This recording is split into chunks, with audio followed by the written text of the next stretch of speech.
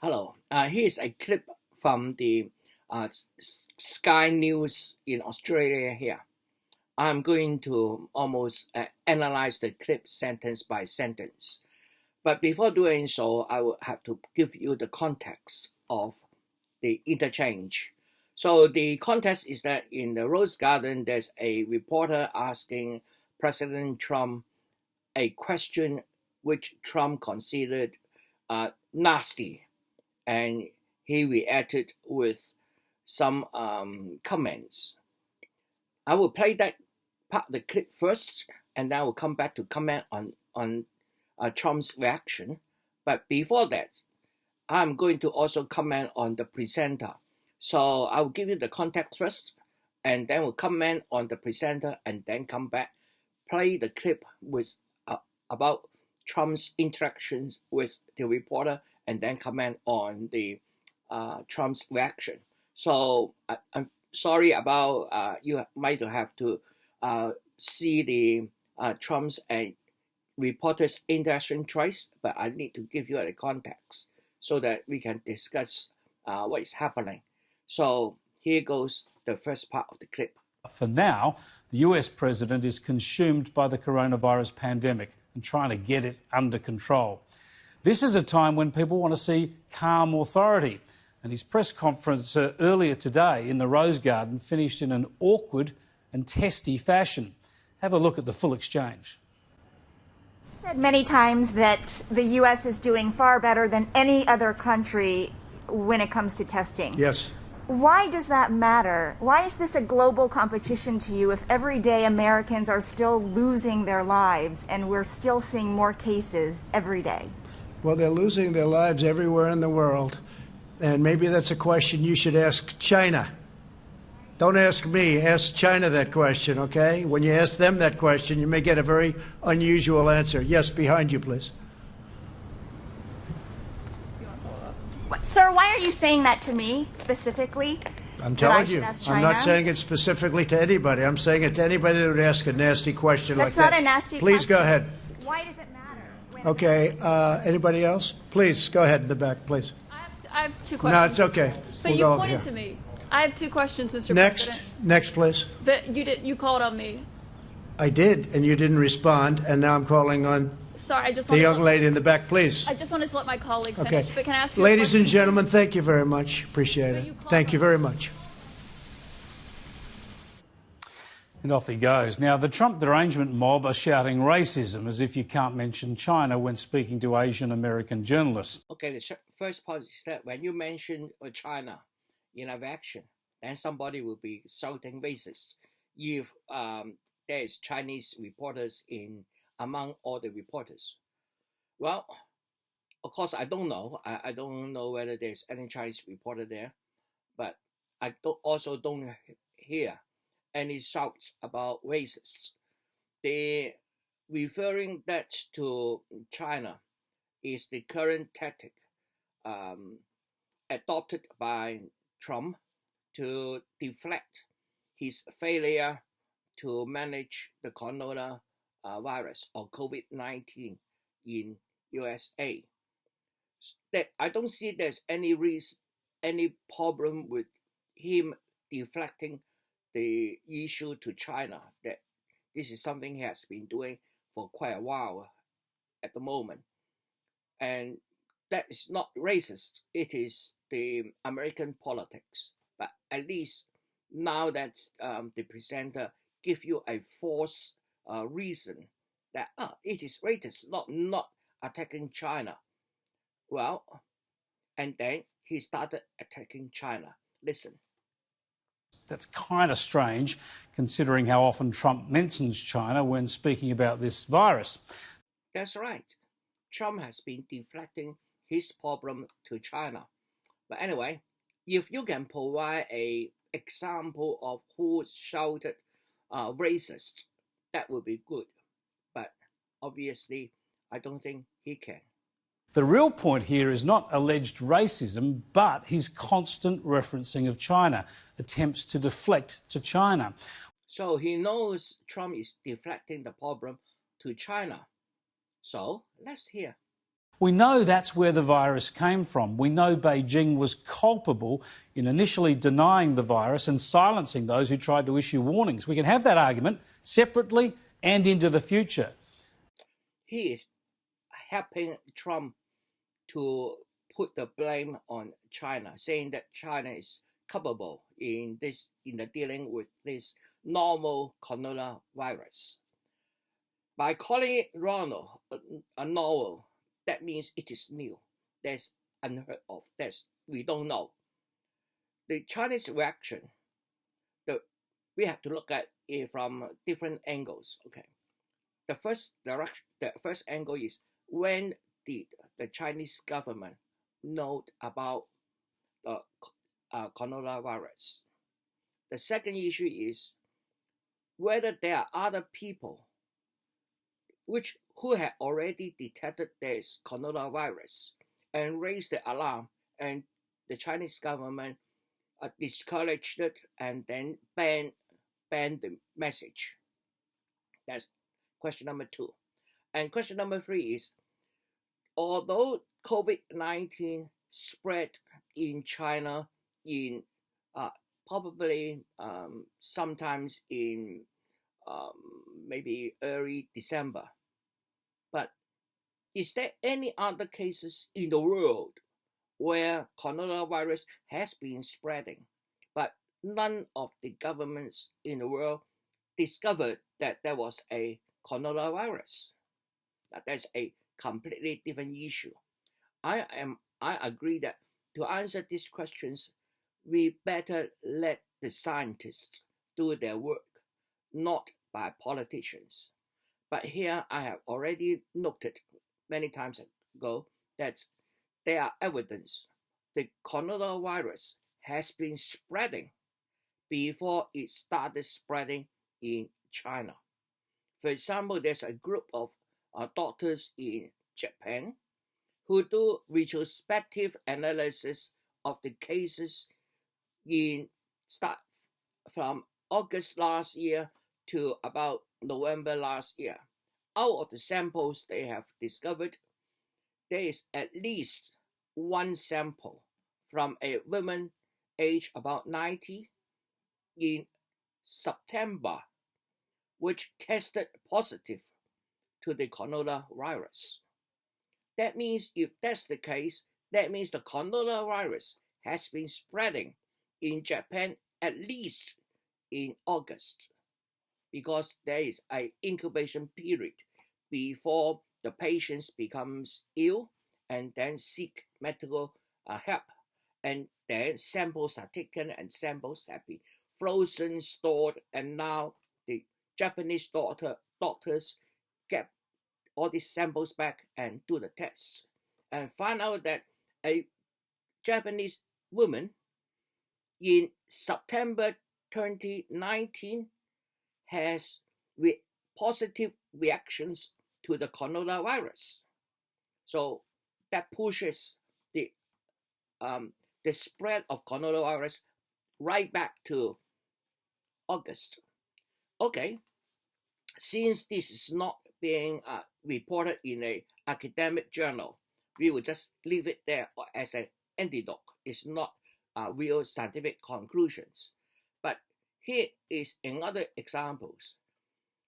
One of the mayor in North Jersey, he said he was very ill late in November 2019. Of course, he recovered. But now he has been tested against the antibodies of the coronavirus and returned positive. That means sometime before he took the test, he has already acquired the coronavirus. Since he felt very ill, and coronavirus is very, very similar to influenza. So at the time in late November last year, his daughter told him that you take rest, drink a lot of water, it is influenza, you will overcome it. Luckily, he survived. Well, the rate of the fatal rate of coronavirus is around 4 to 6%. So yeah, he survived, but he has antibodies. And then from that time until he have his test, he is feeling well. So here is another anecdotal evidence that the coronavirus may have been spreading in America back in November. If he got very ill in late November, that means he must have acquired the coronavirus sometime 2 weeks before that, maybe mid-November. Now remember, for all these coronavirus cases, before there's a test to identify that it is from coronavirus, it will be just treated like a influenza. And November, December is the peak season for influenza in the northern hemisphere. So there might be some cases of coronavirus, but was regarded as normal flu and unnoticed. It is only the Chinese doctors who discovered that it is a new kind of virus, and then the ball started rolling from then onwards. That happened at around Christmas last year, about 24th, 25th December 2019. She raised the alarm to her hospital administration, and the administration immediately notified the Wuhan Center of Disease Control. And the people there immediately in that afternoon at around 5 p.m. visit the patients and take the samples.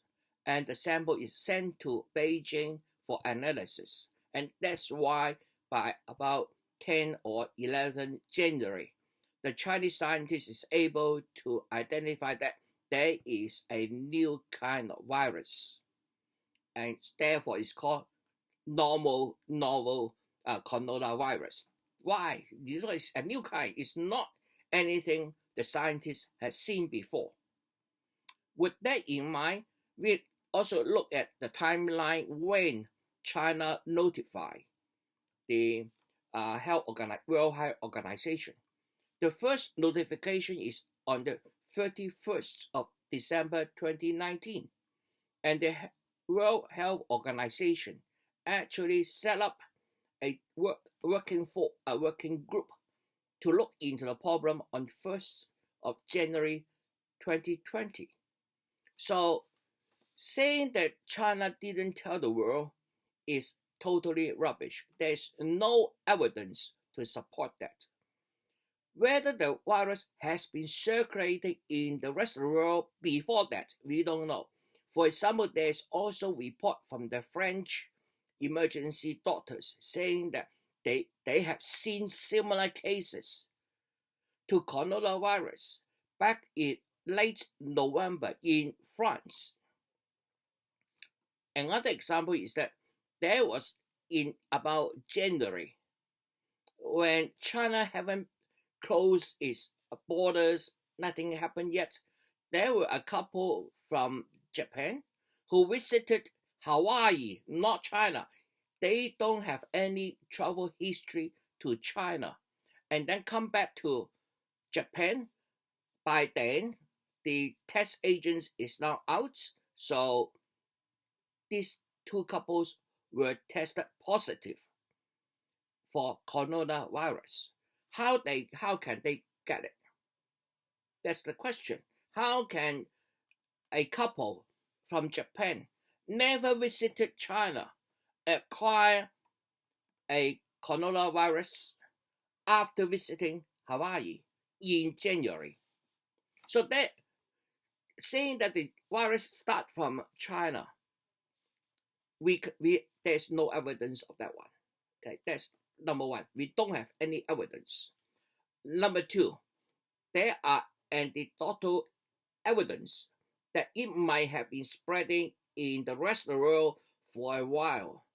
It was China, the doctor in China found that and then isolate the virus and then get everything rolling. Because China first discovered this virus doesn't mean that the virus originates from China. No, it doesn't. Okay, the virus can originate from any place and then brought to China. In terms of looking at the genomes, Chinese may spread the virus in China is a second generation virus. The first generation is not in China. There are only 2 cases of the first generation in China, which is not in Wuhan, it's in Shenzhen. Shenzhen is very close to Hong Kong. Shenzhen is a technical hub. Maybe somebody brought it to Shenzhen, and there are 2 cases in Shenzhen with the first generation coronavirus. Somehow this first generation coronavirus got into Wuhan and then mutated, becomes the second generation, and this second generation is very infectious and then spread out. Where can we find this first generation? Besides Shenzhen in China, we can find it in Japan, USA, and Korea. Given that at that time, the number of cases in US is minimal. The majority of the genomes available for that research paper has come from China. So with this very little evidence, is already pointing out that China is not the origin of the virus. And China didn't hold back to notify the World Organization, the World Health Organizations. China told World Health Organizations immediately when they confirmed they are facing a new coronavirus, even before the whole sequence is out. They notified it on 31st of December 2019. Remember this date. And China closed up Wuhan on 23rd January 2020. By then, the whole world know that China has closed off Wuhan. The whole world know that. And everybody is pointing finger to China and saying that, hey, you abuse human rights, Okay. Now, by closing Wuhan, we look at the spread of coronavirus within China. Out of the 80-something thousand cases of coronavirus in China, 64,000 cases are all in Hubei or around Wuhan. That means 80% of the coronavirus in China is in Wuhan, and only about 20% has spread to other cities in China. If that's the case, that means Chinese closing of Wuhan actually works. It limited the flow of the virus beyond the Hubei and Wuhan area, so that the whole country get a minimum amount of infections. That is luck. That is good performance. And therefore saying that China let the virus out, I'm sorry, that's wrong. That is totally wrong. Maybe the virus actually come into China, mutated, and then go to Wuhan and spread there. And China stop it from spreading from Wuhan.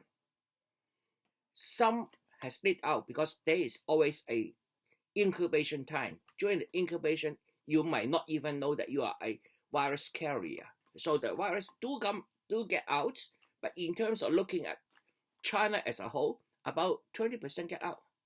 Maybe out of that 20%, a little bit that might also get out from China. But you will look at the cases in New York. By tracing the origin of the virus that the New Yorker gets, most of them is coming from Europe, not from China. The same here in Australia here. In our Australia, about I can't remember how many cases, okay?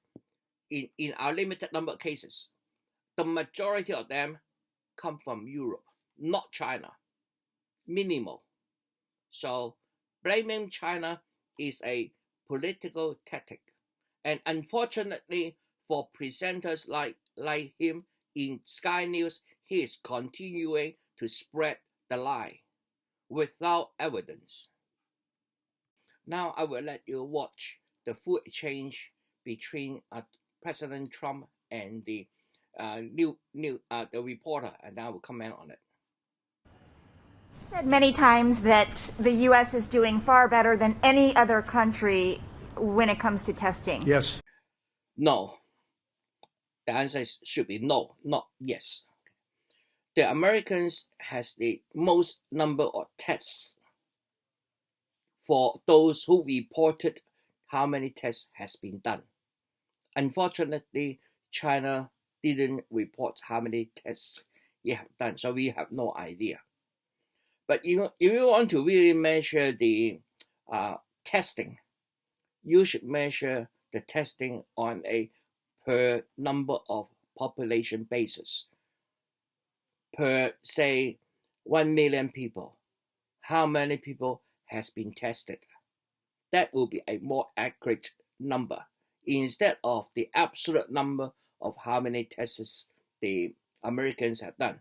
Now I'm going to look up the data and then it will tell you what is the actual data. As of 2020 May 12, the number of tests USA reported is 9,619,000 cases, around that number.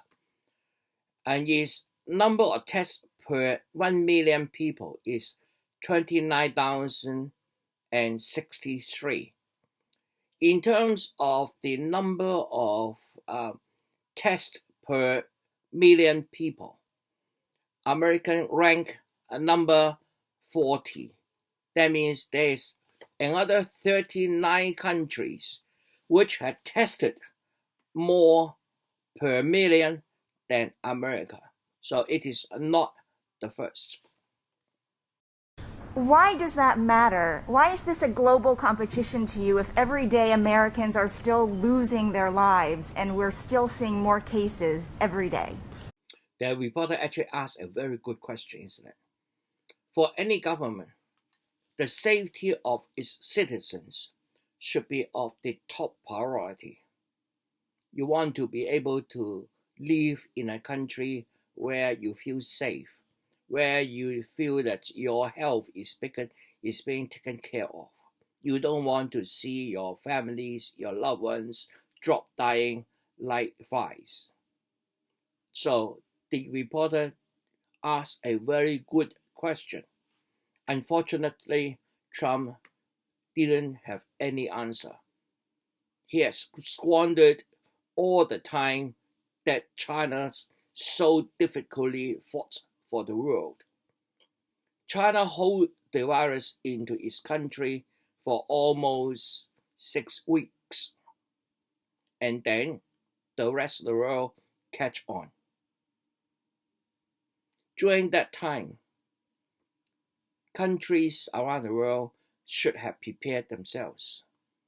Viruses do not recognize nation borders. Viruses do not recognize your ethnic group. If China have this virus and China has been reporting the number of deaths and the number of cases on a daily basis, even on an hourly basis. So we can watch it and then see the number rising and rising and rising, okay? During that time, what have these leaders done? Next to nothing. Otherwise, they won't catch unprepared. They will have all the preparedness. But no, they didn't prepare themselves. They squander all the time that China so difficultly fights for them. But that is democracy at its best. Politicians only worry about the next election. They don't care about the livelihood of its people. The fantasy that democracy will produce the best government is now totally bankrupt. We know that by comparison, the Chinese government stopped the whole country economy and then sent more than 40,000 medical personnel to Wuhan and help the people there to recover as quickly as possible. And then China's engine started. Now it is running at full speed, trying to chase up the time they are lost at the beginning of the year. People are satisfied. Their government did whatever it takes to save their lives. During this pandemic, all medical costs are paid by the government. The medics from the military was the first group to go to Wuhan and help the people in Wuhan. The Chinese government built 2 temporary hospitals with infectious disease grade hospital. The first one in 10 days with 1,000 beds. The other one, another 3 days to 4 days later, 16,000 beds. But before these 2 hospitals, there is another hospital being completed in time to serve the first batch of patients. It was a hospital to be delivered in May.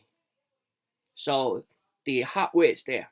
The hospital, the building is there, but it's not equipped because the delivery time is May, and we are talking about early February. But the Chinese government converted that building into an infectious disease hospital within a week to cater for the large amount of patients. Yes, at the beginning, there are patients waiting for the beds. At the same time, Chinese government converted large venues like conference centers, gymnasiums, etc. into a square cabin hospital. And the capacity of this cabin hospital is as much as about 30,000. With all this together, Chinese government save every life they can save. What about the Western countries? Take the example of Italy. It doesn't have enough ventilators. The doctors have to make the very difficult decision to save the ventilators for the younger patients, and unfortunately have to let the older patient die. This is tragic. No doctor want to make that decision, and the Chinese doctors don't have to, because the Chinese government immediately ramped up its production capability. Initially, there is lack of masks, lack of personal protective equipment. Yes, I would say the Chinese government preparedness towards an epidemic is not good enough. But once they notice that there is a lack of medical supply, the whole country come in, ramp up their production, And from a daily manufacturing of 20 million masks per day to over 200 million masks per day. And this ramp up ability of manufacturing that helped the world to overcome the lack of masks. The same for PPE. What have the US government done while China is facing its worst days? Did they prepare for the demand of masks, or demand of ventilators, or demand of the PPE? I'm sad to say that some of the medical personnel in the United States had to face this virus with almost minimum protection. Their lives are at risk. I can't blame them for being angry. They should be angry, but not towards China. They should be angry towards their government.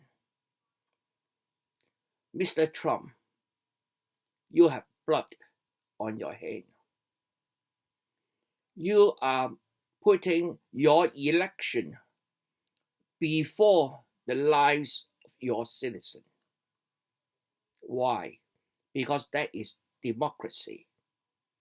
Because politicians only care about their next election.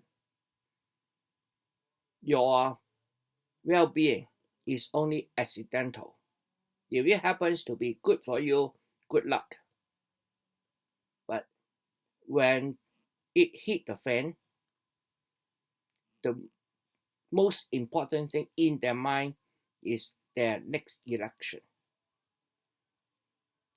Go think about this and then ask why the Chinese government did what they did and why the US government did what they did. Why is such a contrast? Go figure.